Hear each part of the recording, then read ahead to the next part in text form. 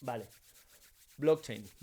Venga, imagina que sois 5 colegas muy locos de Pokémon, los 5. Todos compartís un Pokémon 100% digital que solo existe en vuestros teléfonos móviles y os turnáis para tenerlo. Cada día le toca a uno y cuando salís de clase el que lo tenga le tiene que mandar a uno de los otros el Pokémon.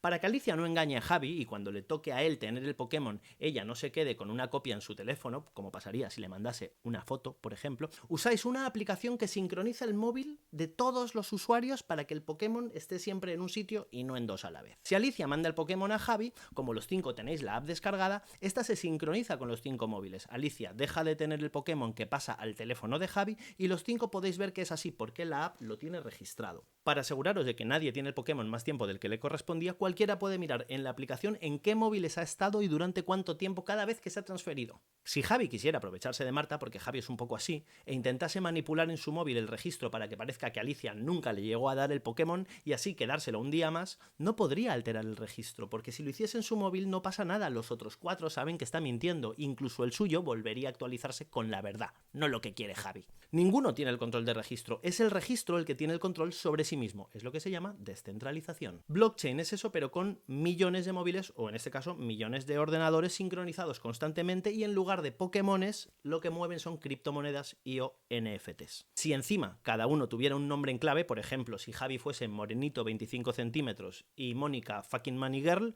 pues el Pokémon iría de un seudónimo a otro sin que ninguno sepa quién está detrás del seudónimo. Por eso se dice que blockchain es seudónimo, no anónimo. Vamos, siguiente. NFTs, dale, non-fungible token, o sea, movida que no tiene igual en el mundo con la que intercambiarse. Si Alicia tiene un euro, su euro vale lo mismo que el euro de Javi y que los 100 céntimos de Marta. Pero si los cambian entre ellos, ninguno gana ni pierde nada, es porque las monedas son fungibles. En cambio, el Pikachu que tiene Alicia no se puede partir en céntimos de Pikachu, se rompería, lo puedes cambiar por un Charmander si quieres, pero son diferentes y el valor de cada uno no está determinado y grabado en piedra, sino que lo estipula el mercado. Alicia, Marta y Javi no pueden tocar ese Pikachu ni ese Charmander, pero por alguna razón que casi nadie entiende, pues para ellos son importantes. ¿Por qué? Porque esos Pikachu son NFTs. Vamos, que estoy en racha. Estafa piramidal.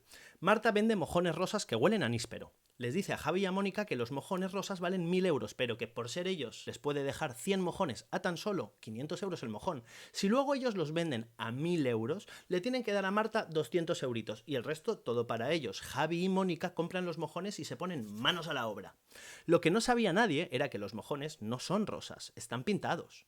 Es decir, tienen todo lo malo de un mojón, huelen y saben a mojón y lo que es peor, no son rosas. Pero claro, como Marta les enseñó unos 3Ds muy guapos en los que los mojones eran rosas y ponía huele a níspero, pues ahora tienen 100 mojones marrones y pastosos que tienen que vender o se pasarán el resto de su vida literalmente comiendo mierda. Eso es una estafa piramidal. Si el mojón fuera realmente rosa y oliera a níspero, no sería ilegal. ¿Sería estúpido? Sí, pero no ilegal. Y entonces sería un multilevel marketing, MLM.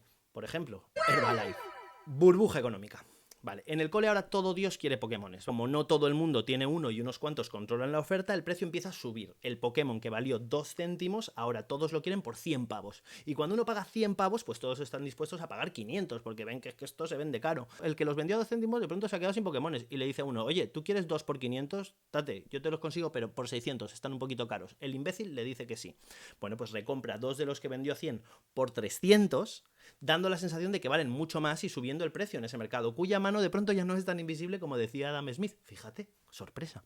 Es lo que se llama un buyback. Yo compro algo que está en el mercado para subir el valor dando la sensación de que es que hay mucha gente que lo quiere, pero si lo has comprado tú, que eres el que lo vendía. Mentiroso. Buyback. Lo revende y ahora tiene 10 idiotas con Pokémones de 2 céntimos preguntándose cómo es posible que nadie quiera comprar estos Pokémones a 1000 euros. No es que se hayan acabado los Pokémones, es que se han acabado los idiotas. La burbuja les ha estallado en la cara. Algo parecido ocurrió con los tulipanes hace años y todo el mundo los usa para ejemplo de cualquier cosa. Pues ya está el glosario. Pues lanzo vídeo mañana.